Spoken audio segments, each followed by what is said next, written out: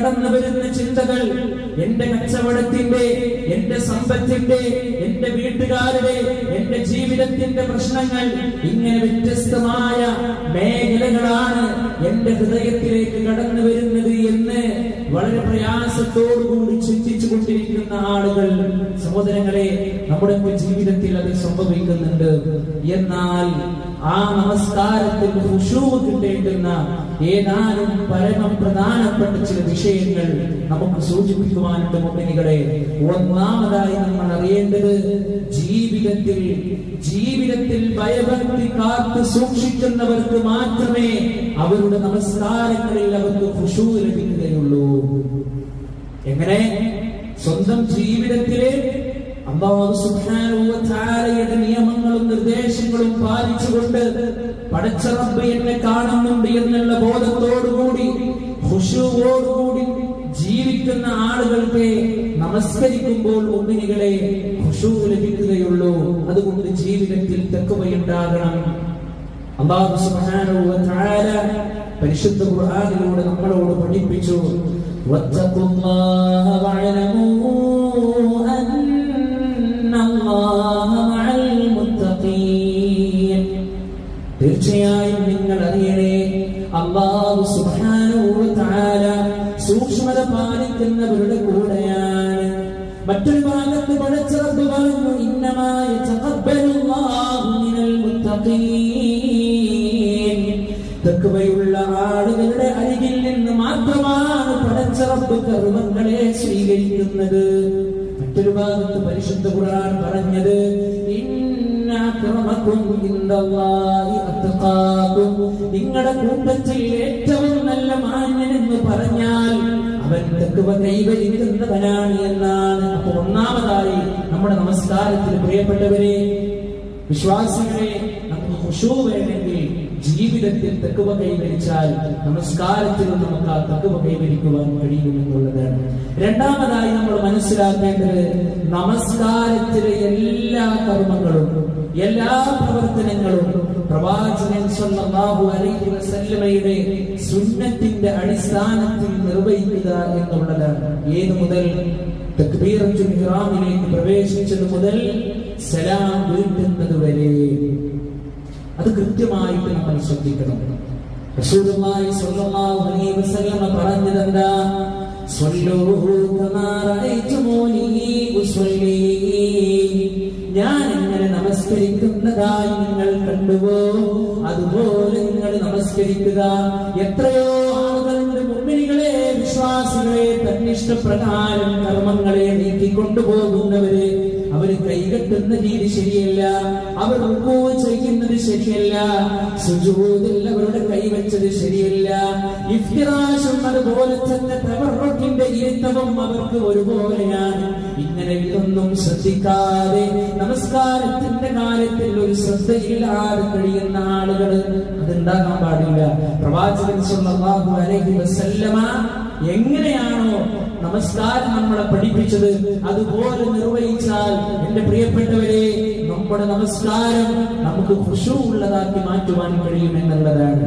മറ്റൊരു കാര്യം നമ്മൾ ശ്രദ്ധിക്കേണ്ടത് എന്തെന്നറിയോ? നാം നിൽക്കുന്നത് റബ്ബിന്റെ മുമ്പിലാണ് എന്നുള്ള ഒരു പൂർണ്ണമായ ബോധം നമുക്കുണ്ടാകും.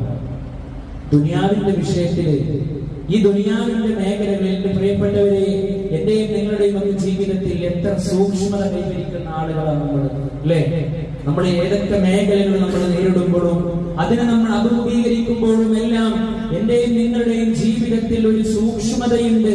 അതെങ്ങാനും പാടിപ്പോയാൽ, അതെങ്ങാനും മാറിപ്പോയാൽ എന്റെ മക്കൾക്കാണ് പ്രശ്നം വരിക, എന്റെ സമ്പത്തിനാണ് പ്രശ്നം വരിക, എന്റെ ജോലിക്കാണ് പ്രശ്നം വരിക എന്ന് നമ്മൾ ശ്രദ്ധിക്കൂലേ? എന്നാൽ പ്രിയപ്പെട്ടവരെ, നമ്മൾ നമസ്കരിക്കാൻ നിൽക്കുമ്പോ എന്റെ റബ്ബിന്റെ മുമ്പിലാണ് ഞാൻ നിൽക്കുന്നത് എന്നുള്ള ബോധം നമുക്ക് നഷ്ടപ്പെട്ടു കഴിഞ്ഞാൽ നമസ്കാരം നമ്മിൽ നഷ്ടപ്പെട്ടു പോകും. അപ്പൊ ആ ഒരു ബോധം നഷ്ടപ്പെടാൻ പാടില്ല. എന്റെ റബ്ബ് ഞാൻ ജീവിതത്തിലൂടെ ചെയ്യുന്നതും ഞാൻ നിർവഹിക്കുന്നതും എന്റെ റബ്ബ് കാണുന്നുണ്ട് എന്നുള്ള ഒരു ബോധം നമുക്കുണ്ടാകും.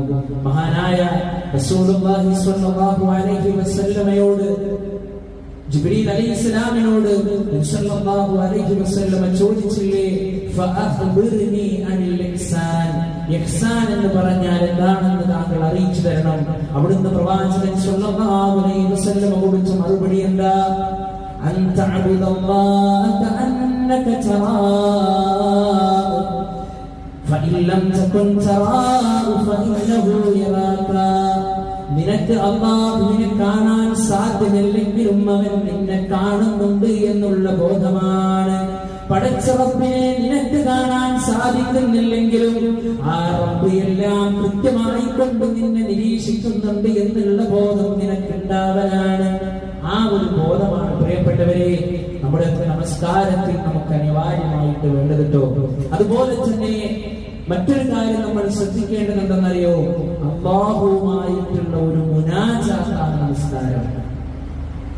ഒരു അടിമ തന്റെ നാഥനുമായി കൊണ്ടുള്ള ഒരു അഭിമുഖ സംഭാഷണമാണ് നമസ്കാരത്തിലൂടെ നടക്കുന്നത് എന്നുള്ള ബോധം നമുക്കുണ്ടാകണം എന്നുള്ളതാണ്. അങ്ങനെ ഉണ്ടായാൽ നമ്മുടെ നമസ്കാരത്തിൽ നമുക്ക് മോക്ഷമുണ്ടാകും. അതില്ലെങ്കിലോ നമ്മൾ തോന്നിയ പോലെ നമസ്കരിക്കും, നമ്മൾ തോന്നിയ പോലെ പ്രവർത്തനങ്ങൾ ചെയ്യും.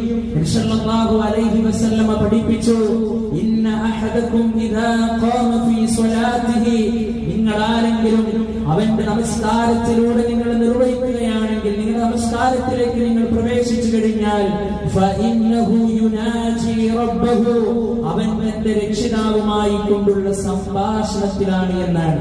ഈ ഒരു ബോധം പ്രിയപ്പെട്ടവരെ ജീവിതത്തിൽ എപ്പോഴെങ്കിലും എന്റെയും നിങ്ങളുടെയും ജീവിതത്തിൽ ഉണ്ടായിട്ടുണ്ടോ? ഇല്ലെങ്കിൽ സുഹൃത്തുക്കളെ, നമ്മൾ ഗൗരവത്തോടു കൂടി നമ്മൾ ശ്രദ്ധിക്കണം.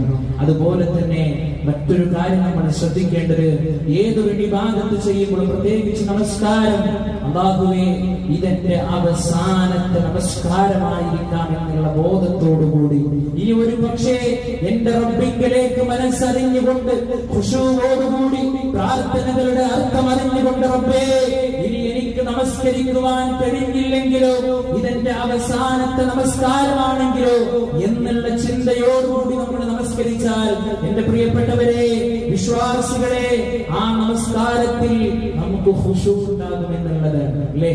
പക്ഷെ പലപ്പോഴും നമ്മുടെ വിചാരം എന്താ? നമ്മൾ തോന്നിയ പോലെ നമ്മൾ നമസ്കരിക്കുന്നു. എന്നിട്ട് ആ നമസ്കാരം കഴിഞ്ഞിട്ട് പോലും പടച്ചറപ്പിനോടൊന്നും പ്രാർത്ഥിക്കുവാനുള്ള മനസ്സുപോലും നമുക്കില്ല. അല്ലാഹുവേ എന്റെ നമസ്കാരം നീ സ്വീകരിക്കണമേ റബ്ബേ, ഞാൻ നിസ്കരിച്ചിട്ടുണ്ട് റബ്ബേ, ഞാൻ പ്രാർത്ഥിച്ചിട്ടുണ്ട് റബ്ബേ, നീയാണ് സ്വീകരിക്കേണ്ടത് റബ്ബേ, എന്നിൽ നിന്ന് സ്വീകരിക്കണമേ എന്നുള്ള പ്രാർത്ഥന നമ്മുടെ ജീവിതത്തിൽ വന്നിട്ടുണ്ടോ മുഅ്മിനീങ്ങളെ? ആ രൂപത്തിൽ നമ്മൾ നമസ്കരിച്ചാൽ നമ്മുടെ നമസ്കാരത്തിൽ നമുക്ക് ഖുശൂ ഉണ്ടാകുട്ടോ. അതുപോലെ തന്നെ പ്രിയപ്പെട്ടവരെ, ആ നമസ്കാരത്തിലൂടെ നീളം ആ നമസ്കാരം കഴിയുന്നത് വരെ അല്ലാഹുവിനെ കുറിച്ചിട്ടുള്ള ഓർമ്മ നമ്മുടെ ജീവിതത്തിൽ ഉണ്ടാവുക, നമസ്കാരത്തിൽ ഉണ്ടാവുക.